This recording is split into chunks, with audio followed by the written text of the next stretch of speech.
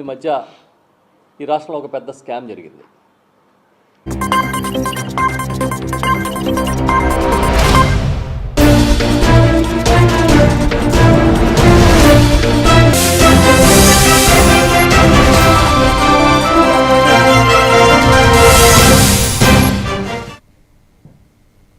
Welcome to A1 TV Telugu news. నేను భువన. Details చూద్దాం.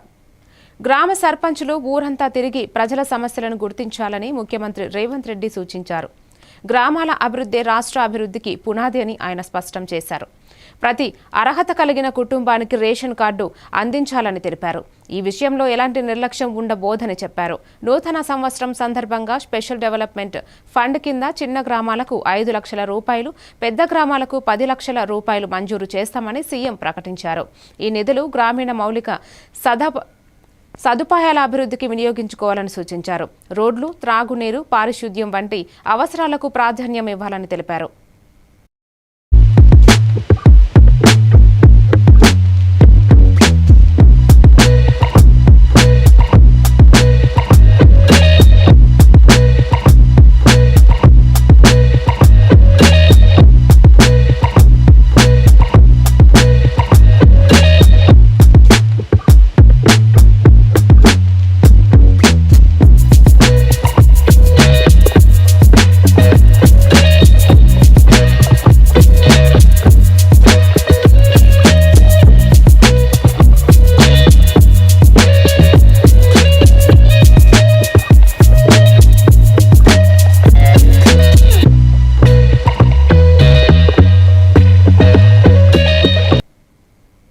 Party ఫిరాయింపుల అంశంపై బీజేపీ తెలంగాణ అధ్యక్షుడు రామచంద్రరావు కాంగ్రెస్ ప్రభుత్వంపై తీవ్ర విమర్శలు చేశారు.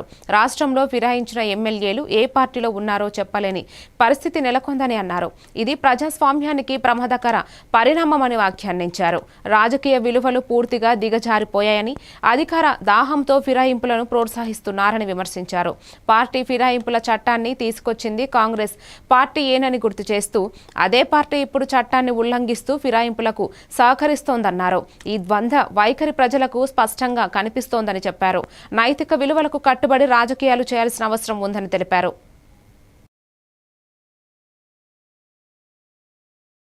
చెప్పాడు కొంతమంది మేము బీఆర్ఎస్ లేవు కాంగ్రెస్ నుంచి చెప్తా ఉన్నారు. ఇప్పుడు ఉన్నటువంటి ఖైరతాబాద్ ఎమ్మెల్యే కూడా నేను కాంగ్రెస్ నుంచి చెప్తారు. అన్ని రాజకీయ పార్టీలు అప్రిషియేట్ చేశారు. రాజకీయాలు కేవలం అధికారం కోసం కాదు, విలువలు కూడా రాబోయే తరానికి మనం విలువలు నేర్పాలి. డిఫెక్షన్ లా తెచ్చింది మీ పార్టీయే, డిఫెక్షన్ లా తెచ్చింది మీ యొక్క ప్రైమ్ మినిస్టరే. డిఫెక్షన్ లా మీద సవాళ్ళు చేస్తే దాన్ని చింపేది మన మీ నాయకుడు రాజీవ్ గాంధీ. డిఫెక్షన్ లా పెడతాడు, ఇంకేం చేస్తే వీళ్ళు దాన్ని చింపేస్తాడు. కానీ మీరు పెట్టింది గాడిద గుడ్డు. అసలు మీరు పెట్టింది ఇప్పుడు గాడిద గుడ్డు. ఈరోజు 5 కిలోల బియ్యము కేంద్రం ఇస్తుంది. ప్రధానమంత్రి గ్రామీణ సడక్ యోజనలో రోడ్లు కట్టేది మేము. మీకు గ్రామీణ ప్రాంతాల్లో రైతులకు ఎరువులు సబ్సిడీ ఇచ్చేది మేము. మీరు ఇవ్వట్లేదు. రైతు బంద్ పెట్టినట్టు మీరు. ఇవన్నీ ఉన్నాయి కాబట్టి ఈరోజు మీరు మాట్లాడే మాటలు కొద్దిగా పరిపాలన మీద కొద్దిగా శ్రద్ధ పెట్టండి. ఈ రోజుల్లో కాంగ్రెస్ పార్టీకు బీఆర్ఎస్ పార్టీకి మధ్యన మధ్యవర్తి వహించేది మధ్య పార్టీయే. వాళ్ళిద్దరి మధ్యన వాళ్ళ మద్దతు వాళ్ళు చేసేది. కాబట్టి కాంగ్రెస్, బీఆర్ఎస్, ఎంఐఎం ఈ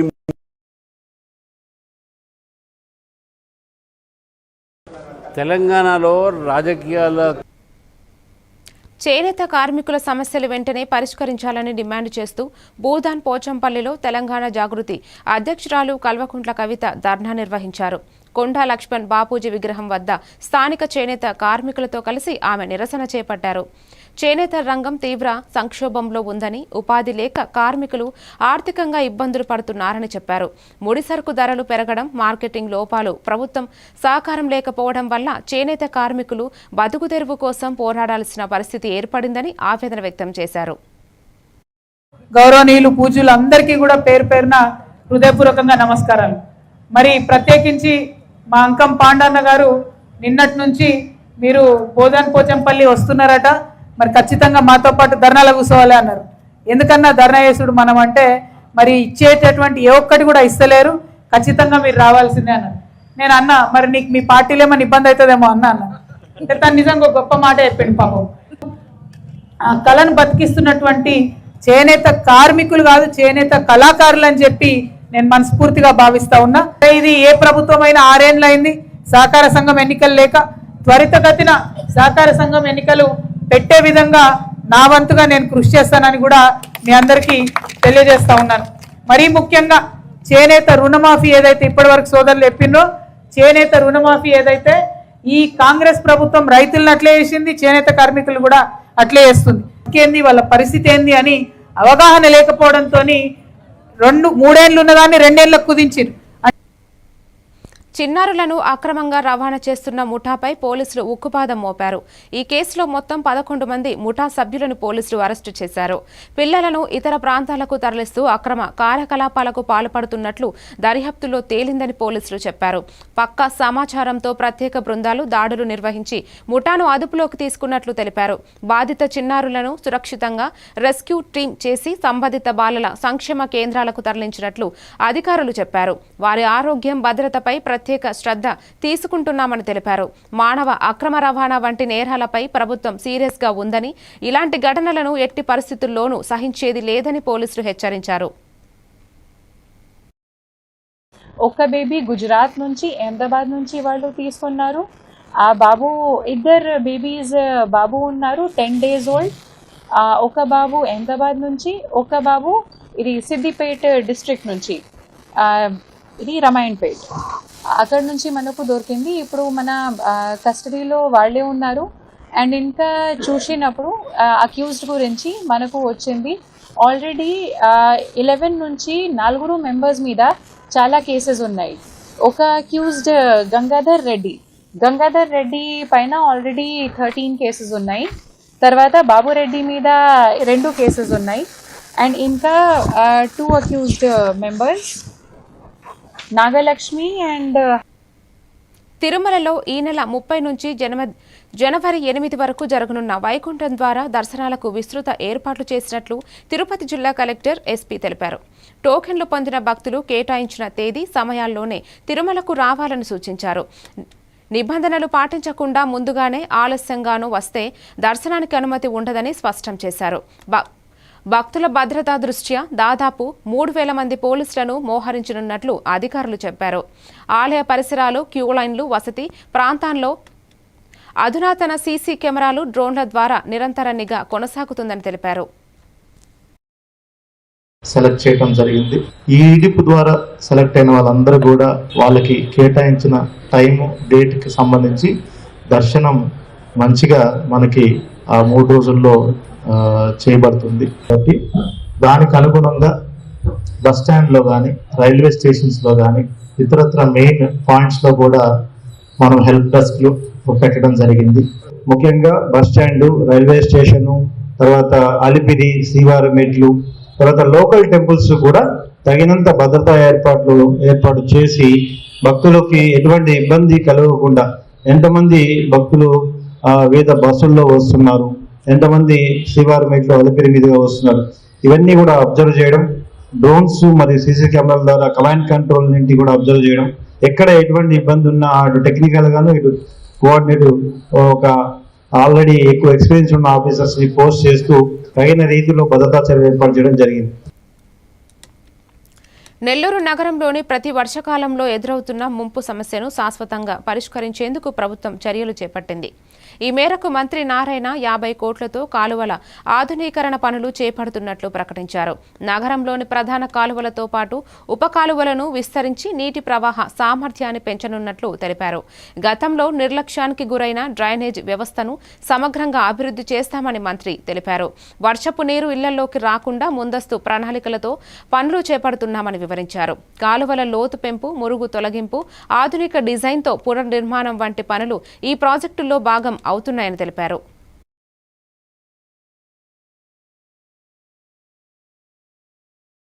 కెనాల్స్ వైడనింగ్ ఇది ఇప్పుడు సమస్య కాదు, ఎన్నో సంవత్సరాల నుంచి ఉంది. అయితే 2017లో వచ్చిన ఫ్లడ్కి దాదాపు నెల్లూరు కార్పొరేషన్స్ ఒక మునిగిపోయింది. కొన్ని ఏరియాలు అయితే 2వ అంతస్తు వరకు కూడా నీళ్ళు వచ్చినాయి. దాదాపు వారం పాటు నీళ్లున్నాయి. అలాంటి పరిస్థితి ఫ్యూచర్లో రాకుండా ఉండాలని గౌరవనీయ ముఖ్యమంత్రి గారిని అడిగి బడ్జెట్లో 50 కోట్ల రూపాయలు శాంక్షన్ చేయించి డ్రైన్స్ ని ఓపెన్ చేసి బెటర్ చేసేదానికి ప్రణాళిక చేశాము. ప్రజలకు ఇబ్బంది లేకుండా వైడెన్ చేయాలని నిర్ణయించాము. మొత్తం 11 కెనాల్స్ లో ఈ 5 కెనాల్స్ లో అయితే ఇంకా ఏ ఒక్క ఇల్లు కూడా పోవట్లా. అందువల్ల ఇవి స్టార్ట్ చేస్తున్నాం. మిగతా 6 కెనాల్స్ కూడా మళ్ళా రీసర్వే చేసి రీమార్క్ చేస్తారు. ఏ పేదవాడిని కూడా ఇబ్బంది పెట్టేది ఉండదు.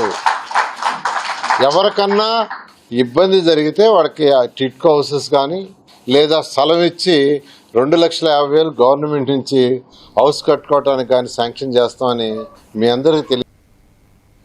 రాజంపేటను అన్నమయ్య జిల్లా కేంద్రంగా ప్రకటించాలని డిమాండ్ చేస్తూ స్థానికులు ఉద్యమాన్ని ఉధృతం చేశారు. జేఏసీ ఆధ్వర్యంలో యువత, రైతులు, వ్యాపారులు పెద్ద ఎత్తున రోడ్లపైకి వచ్చి నిరసనలు తెలిపారు. భౌగోళికంగా, పరిపాలనా పరంగా రాజేంద్రపేట జిల్లా కేంద్రానికి అనువైన ప్రాంతమని ఉద్యమకారులు స్పష్టం చేశారు. రవాణా సౌకర్యాలు, ప్రభుత్వ కార్యాలయాల అందుబాటు, జనాభా పరంగా రాజంపేట ముందు ఉందని తెలిపారు. గతంలో పాలకులు ఇచ్చిన హామీలను వెంటనే అమలు చేయాలని ప్రభుత్వాన్ని డిమాండ్ చేశారు.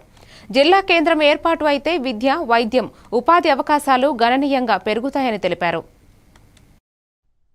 నెల రోజుల నుంచి ఒక ఉద్యమం లాగా స్టూడెంట్స్ కానీ, జేఏసీ కానీ, న్యాయవాదులు అందరం కూడా రోడ్డుకి ఎక్కాం. గౌరవ ముఖ్యమంత్రి గారికి ఒకటే ఒక విన్నపం, రాజంపేటకి జరిగిన అన్యాయం రాష్ట్రంలో ఏ ప్రాంతానికి కూడా జరగలేదు. డెసిగ్నేట్ చేయడం జరిగింది. మరి ఇన్ని అర్హతలను రాజంపేటని తీసేసి రాజంపేట చేయడం చాలా దారుణం. ఇవాళ చూస్తే మళ్ళీ దానికి తోడు గుండె మీద కారం వదిలినట్టు రాయచోటికి అన్నమయ్య పేరు చాలా దారుణం సార్ ఇది. దళిత యువకుడిపై జరిగిన దాడి ఘటనపై రాష్ట్ర రాజకీయాల్లో తీవ్ర దుమారం కొనసాగుతోంది. ఈ ఘటనపై వైఎస్ఆర్సీపీ ప్రధాన కార్యదర్శి ఎస్వి సతీష్ కుమార్ రెడ్డి తీవ్రంగా స్పందించారు. పూర్తి విచారణ చేపట్టకుండానే యువకుడిపై దాడి జరగడం దారుణమని అన్నారు. ఇది పాలనా వైఫల్యానికి నిదర్శనమని వ్యాఖ్యానించారు. ఈ ఘటనపై రాష్ట్ర ప్రభుత్వంపై ఎస్సీ, ఎస్టీ అట్రాసిటీ కేసు నమోదు చేయాలని ఆయన డిమాండ్ చేశారు. దళితులపై జరుగుతున్న దాడులను ప్రభుత్వం తేలికగా తీసుకుంటోందని ఆరోపించారు. అని నానా యాగి చేసి అది ఏదో వైఎస్ఆర్ కాంగ్రెస్ పార్టీ కార్యకర్తలంతా అరాచకం చేస్తున్నట్టు, వైఎస్ఆర్ కాంగ్రెస్ పార్టీ నాయకులు గర్భిణీ స్త్రీల మీద దౌర్జన్యం చేస్తున్నటువంటి చిత్రీకరించేటువంటి ప్రయత్నం ఈరోజు ఈ ప్రభుత్వం చేసేటువంటి విధానం చూస్తే వీళ్ళని ఏమన్నా కూడా అర్థం కావడం లేదు. లోకేష్ గారు ఒకసారి గమనించండి, ఒక అమ్మాయి ఏమి జరిగిందో, ఆమె ఏం కంప్లైంట్ ఇచ్చిందో అది వాస్తవం ఎంతో కూర్చొని మీరు తెలుసుకోవాలా. చిన్న ఘర్షణ జరిగితే దాన్ని తీసుకొని వైఎస్ఆర్ కాంగ్రెస్ పార్టీకి అంతా ఆపాదించి వైఎస్ఆర్ కాంగ్రెస్ పార్టీని అప్రతిష్టాలను చేయడం ఎంతవరకు న్యాయం అని చెప్పి ఈ సందర్భంగా ఈ ప్రభుత్వంలో ఉన్నటువంటి ప్రతి ఒక్కరి కూడా అడుగుతున్నాను. ప్రభుత్వం చేస్తున్నటువంటి ప్రజా వ్యతిరేక కార్యక్రమాల వల్లనే ఈరోజు మీ మీద నెగటివ్ ఉంది. మీరు తీసుకున్నటువంటి ప్రతి ఒక్క నిర్ణయం, మీరు ఏదైతే అనుకుంటున్నారో అభివృద్ధి నెపంతో మీరు చేసేటువంటి దోపిడీ ఏదైతే ఉందో దాన్ని ప్రజలు విపరీతంగా వ్యతిరేకిస్తాండరు. మీరు ఏవైతే హామీలు ఇచ్చారో ఎన్నికల ముందు అవన్నీ నిలబెట్టుకోలేదనేటువంటి విషయం మీద మీ మీద తీవ్రమైనటువంటి వ్యతిరేకత ఉంది. మీ పార్టీ కార్యకర్తలు చేస్తున్నటువంటి దౌర్జన్యాలు, మీ పార్టీ కార్యకర్తలు చేస్తున్నటువంటి దోపిడీలు చూసిన తర్వాత దాని మీద తీవ్ర వ్యతిరేకత ఉంది. జనసేన పార్టీ కార్యకర్త అజయ్ దేవపై జరిగిన దాడిని వైఎస్ఆర్సీపీ తీవ్రంగా ఖండించింది. ఈ దాడిని సొంత కూటమి పార్టీ నేతలే చేయించారని ఆరోపించింది. వైఎస్ఆర్సీపీ అధికార ప్రతినిధి యనమల నాగార్జున యాదవ్ ఈ మేరకు స్పందిస్తూ దాడికి గురైన వ్యక్తిని వైఎస్ఆర్సీపీ కార్యకర్తగా చిత్రీకరించడం పూర్తిగా కుట్ర అని అన్నారు. నిజాలను వక్రీకరించి ప్రతిపక్షంపై నిందలు మోపే ప్రయత్నం జరుగుతోందని చెప్పారు. ప్రతిపక్షంపై బురద చల్లేందుకు ఇలాంటి నీచ రాజకీయాలు చేస్తున్నారని ఆయన మండిపడ్డారు. కూటమి ప్రభుత్వంలోని అంతర్గత కలహాలు ప్రజల ముందుకు వస్తున్నాయని వ్యాఖ్యానించారు. ఏమని స్పందించాలి దాని మీద? నిజంగా పాము తన గుడ్లను తనే తింటుందని మనం చూస్తాం. కానీ పవన్ కళ్యాణ్ గారు, నారా లోకేష్ గారు తన సొంత పార్టీ కార్యకర్తలను కూడా ఈ స్థాయిలో జగన్మోహన్ రెడ్డి గారి పైన విష ప్రచారం చేసేందుకు బలి పశువుగా మారుతున్నారంటే ఇది ఒకసారి ఆంధ్రప్రదేశ్ రాష్ట్రంలో ఉన్నటువంటి ప్రజలందరూ గమనించాల్సిందిగా కోరుతున్నా. నారా లోకేష్ గారు రెడ్ బుక్ శాఖ మంత్రిగా అయిన తరువాత చేసినటువంటి ఎన్నో రకాలైనటువంటి దాష్టికానికి ఈ సంఘటన పరాకాష్ఠగా వెళ్తుంది. అంటే రాష్ట్రానికే ప్రమాదం అని ఈ సంఘటన ద్వారా ఆంధ్రప్రదేశ్ రాష్ట్ర రైతులకు నానో యూరియాను బలవంతంగా అంటగట్టొద్దని YSRCP general secretary MVS Nagireddy demand చేశారు. నానో యూరియాపై 5 ఏళ్ల పాటు అధ్యయనం చేసి నివేదిక ఇవ్వాలని కేంద్ర ప్రభుత్వం సూచించిన విషయాన్ని ఆయన గుర్తు చేశారు. సరైన పరిశీలన పూర్తి కాకముందే రైతులను ప్రయోగాలకు గురి చేయడం సరికాదని అన్నారు. రాష్ట్రంలో సాధారణ యూరియా అందుబాటులో లేక రైతులు తీవ్ర ఇబ్బందులు పడుతున్నారని చెప్పారు. రైతులు వ్యాపారుల వద్ద అధిక ధరలకు యూరియా కొనాల్సిన పరిస్థితి ఏర్పడిందని విమర్శించారు. కోనసీమలో యూరియా కావాలి, యూరియాతో పాటు నానో యూరియా అమ్మిన బిల్లు ఇప్పుడు కూడా చాలా సంతోషం. దీన్ని మీరు రైతులకు ఇబ్బంది లేకుండా నిజంగా యూరియా అందిస్తే మొట్టమొదట సంతోషించేది మేమే, వైఎస్ఆర్ కాంగ్రెస్ పార్టీనే, జగన్మోహన్ రెడ్డి గారే. మీకు ధన్యవాదాలు తెలియజేస్తాం. కానీ ఇప్పుడే నేను రిపోర్ట్ తెప్పిస్తే శ్రీకాకుళం జిల్లాలో ఇవాళ పరిస్థితి తీసుకోండి, 350 నుంచి 400 రూపాయలు మొక్కజొన్న రైతులకు అక్కడ ఇది జరుగుతుంది. నంద్యాల జిల్లాలో నంద్యాల జిల్లాలో రిపోర్ట్ తీసుకొస్తే పాములపాడు మండలంలో ఆర్బీకేకి వారం రోజుల క్రితం 2 లారీలు యూరియా వచ్చింది. ఒక్కో రైతుకి 2 బస్తాలు ఇచ్చారు. అప్పటి నుంచి యూరియా లేదు. అన్ని సాగు జరిగింది. అది టైం అయిపోయిన తర్వాత సాగు జరిగింది. దిగుబడులు ప్రొడక్షన్ అడ్వాన్స్ రిపోర్ట్స్ లో కూడా దిగుబడులు అన్ని కంది దిగుబడి పడిపోతుంది, వేరుశనగ పడిపోయింది. సో ధాన్యం దిగుబడులు కూడా క్లియర్ కట్ గా పడిపోతాయి. సో సెకండ్ అడ్వాన్స్ రిపోర్ట్స్ వచ్చేటప్పటికి ఇవన్నీ దృష్టిలో పెట్టుకుని వైఎస్ ప్రభుత్వంపై తెలుగుదేశం పార్టీ ఎల్లో మీడియా కలిసి చేసిన దుష్ప్రచారాలు పూర్తిగా విఫలమయ్యాయని వైఎస్ఆర్సీపీ అధికార ప్రతినిధి కొండ రాజీవ్ గాంధీ అన్నారు. జగన్ పాలనలో రాష్ట్రం అభివృద్ధిలో పరుగులు పెట్టిందన్న నిజాన్ని ఎవరూ దాచలేకపోయారని స్పష్టం చేశారు. అబద్ధపు ప్రచారాలతో ప్రజలను మభ్యపెట్టే ప్రయత్నాలు ఇక సాగవని చెప్పారు. పారిశ్రామిక రంగానికి జగన్ ప్రభుత్వం అనుకూల విధానాలు అమలు చేసిందని, దీనికి రిజర్వ్ బ్యాంక్ నివేదికలే సాక్ష్యమని తెలిపారు. జగన్మోహన్ రెడ్డి గారు అంటే బటన్ నొక్కుడు, జగన్మోహన్ రెడ్డి గారు అంటే డబ్బులు పంచిపెట్టుడు తప్ప అభివృద్ధి చేసినటువంటి దాఖలాలు లేవు. ఆంధ్రప్రదేశ్ రాష్ట్రంలో జగన్మోహన్ రెడ్డి గారి ప్రభుత్వ హయాంలో కంపెనీలన్నీ పరిగెట్టి పారిపోతున్నాయి, బెంబేలెత్తిపోతున్నాయి, రాష్ట్రానికి పెట్టుబడిదారు రావట్లేదు అని చెప్పి అదే పనిగా పెట్టుకుని ఓ పక్క చంద్రబాబు నాయుడు, మరో పక్క పవన్ కళ్యాణ్ గారు, ఇంకో పక్క లోకేష్, మరో పక్క నుంచి ఎల్లో మీడియా కోడే కూసి అబద్ధపు విష ప్రచారాలు చేశాయి. కానీ వాస్తవాలు అనేటువంటివి సమయం పట్టొచ్చు గాని నిజం నిటారుగా నిలబడుతుంది, అబద్ధం పడిపోతుంది అని చెప్పడానికి ఒక ఉదాహరణ కనబడుతుంది. ఎందుకు చెప్తున్నానంటే జగన్మోహన్ రెడ్డి గారి హయాంలోనే ఈ ఆంధ్రప్రదేశ్ రాష్ట్రంలో అభివృద్ధి తారాస్థాయికి జరిగింది. పెట్టుబడిదారులు పరుగులు పెట్టుకుంటూ వచ్చారు. ఆంధ్రప్రదేశ్ రాష్ట్రం పెట్టుబడిదారులకు ఒక స్వర్గధామంగా జగన్మోహన్ రెడ్డి గారు మార్చారు అని చెప్పడానికి ఆర్బీఐ ప్రకటించినటువంటి గణాంకాలు ఒక తార్కాణం. ఇప్పుడు చెప్పండి అని అడుగుతున్నా నేను తెలుగుదేశం పార్టీ వారిని. ఆర్బీఐ లెక్కల ప్రకారం ఆంధ్రప్రదేశ్ రాష్ట్రంలో మహాత్మా గాంధీ జాతీయ గ్రామీణ ఉపాధి హామీ పథకం పేరును మార్చడంపై కేంద్ర ప్రభుత్వంపై తీవ్ర విమర్శలు వెల్లువెత్తుతున్నాయి. ఆ అంశంపై టీపీసీసీ అధికార ప్రతినిధి డాక్టర్ లింగం యాదవ్ స్పందించారు. రాజ్యాంగంలోని పని హక్కు స్ఫూర్తితో కాంగ్రెస్ ప్రభుత్వం ఈ పథకాన్ని తీసుకువచ్చిందని ఆయన చెప్పారు. పేదలకు ఉపాధి కల్పించడమే లక్ష్యంగా రూపొందించిన ఈ పథకం గ్రామీణ భారతానికి ప్రాణధారంగా మారిందని తెలిపారు. కోట్లాది రైతులు కూలీలకు ఈ పథకం ఆర్థిక భద్రత కల్పించిందని తెలిపారు. అలాంటి కీలకమైన పథకం పేరులో నుంచి గాంధీ పేరును తొలగించడం ద్వారా కేంద్ర ప్రభుత్వం గాంధీ ఆశయాలను విస్మరిస్తోందని ఆరోపించారు. అభిప్రాయాలకు అనుగుణంగా ఆనాడు మహాత్మా గాంధీ జాతీయ ఉపాధి హామీ పథకాన్ని పేదలకు, గ్రామీణ ప్రాంతంలో ఉన్నటువంటి పేదలకు పని కల్పించాలి కుటుంబాలకి అనే ఉద్దేశంతో ఆనాడు భారత రాజ్యాంగంలో ఆర్టికల్ 41 ప్రకారం ఏదైతే రైట్ టు వర్క్ అనే డైరెక్టివ్ ప్రిన్సిపల్ ఆఫ్ స్టేట్ పాలసీలో ఉందో దాన్ని ఆదర్శంగా తీసుకొని ఆనాడు కాంగ్రెస్ ప్రభుత్వం ఉపాధి హామీ పథకాన్ని రూపొందిస్తే మరి ఇవాళ బీజేపీ, ఆర్ఎస్ఎస్, నరేంద్ర మోడీ ఆధ్వర్యంలో ఇవాళ మన్రేగా పేరుని జీ రామ్జీగా మార్చడం అంటేనే ఆనాడు గాంధీని ఆర్ఎస్ఎస్ సంబంధించినటువంటి గాడ్సే ఆనాడు ఫిజికల్ గా చంపితే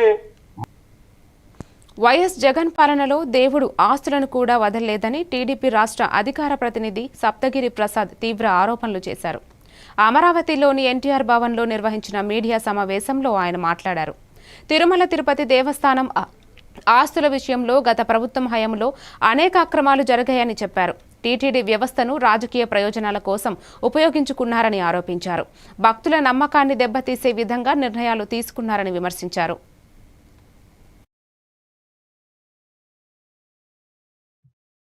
ధర్మారెడ్డి, నువ్వు తీసావు ఆ రోజు ఏమన్నా? నువ్వు చేసినటువంటి ప్రొసీడింగ్స్ ప్రకారము నువ్వు ఇచ్చిన ప్రొసీడింగ్స్ ఉంది కదా 31/7/2021 హైకోర్టు జడ్జిమెంట్ 2010లో ఏం చెప్తోంది? దేవాలయాలపైన కెమికల్స్ కానీ చీలలు కానీ రంధ్రాలు కానీ వేయొద్దండి అని చెప్తే అన్నిటినీ ధిక్కరించి డబ్బులు దోచుకోవడానికి 50 కేజీల బంగారు దోచుకోవడానికి వందలాది కేజీల కాపర్ దోచుకోవడానికి నిబంధనలని పక్కన పెట్టి ఉల్లంఘించి సాక్షాత్తు హైకోర్టుని తప్పుపట్టే విధంగా హైకోర్టు అఫిడవిట్లు వేస్తారా? బంగారాన్ని 50 కేజీలు దోచుకొని వందలాది కేజీల కాపర్ను దోచుకొని కోట్లాది మంది హిందూ భక్తుల యొక్క మనోభావాలు దెబ్బతీశారు. మీరు అనుకున్నారు మనల్ని ఎవరు అడగరు, మనల్ని ఎవరు ప్రశ్నించరు, మనం చేసేటువంటి అరాచకం ఎవరు పట్టించుకోరు, కల్తీ నెయ్యి దోచుకున్న అడగరు, పశువులకి నాసిరకమైన గ్రాసం పెట్టినా మనల్ని అడగరు, పరకామని డాలర్లు కొట్టేసినా అడగరు, ఇంకొకటి చేసినా అడగరు. మీ బండారాలన్నీ బయటకు వస్తా ఉన్నాయి. మొత్తం కూడా చెప్పకూడదు తినేటువంటి రోజులు ఎంతో దూరంలో లేదని చెప్పి కూడా state unit 7 TV Telugu news.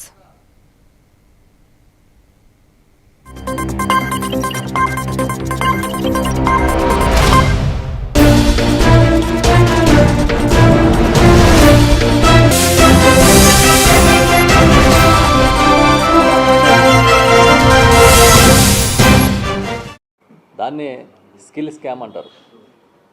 అంటే